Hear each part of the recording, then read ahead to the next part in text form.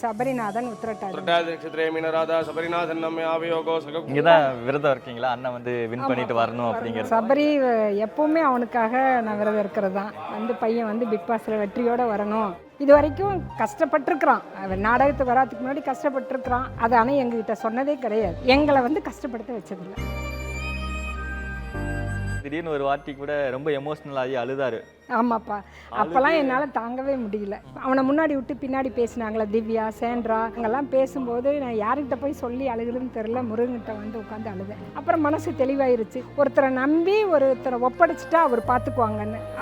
இவங்ககிட்ட நான் ஒப்படைச்சிட்டேன் அவரை. அதனால அவனை நல்ல வழி கொண்டு வந்துருவாங்கன்னு எனக்கு நம்பிக்கை இருக்குது. அவன் நடிக்கிறான்னு வெளியே சொல்லிட்டு போகிறாங்க, நம்மளுக்கு தெரியும் யாரோ என்னவோ சொல்லிட்டு போகிறாங்கம்மா நடிக்கிறாங்கன்னு. எங்களுக்கும் உங்களுக்கும் தெரியும் உங்கள் பையனை பற்றின்ட்டாங்க. அதுலேருந்து எனக்கு ஒரு சந்தோஷமாக இருக்குது. ஒரு தடவை அவன் பிறந்த நாளுக்காக ஒரு ஹோமு கூட்டிகிட்டு போயிருந்தாப்பா. எல்லாம் சின்ன சின்ன குழந்தைங்க போய் காரு நிற்கங்காட்டி சபரியண்ணான்னு வந்து எல்லாம் சூழ்ந்துக்குச்சு.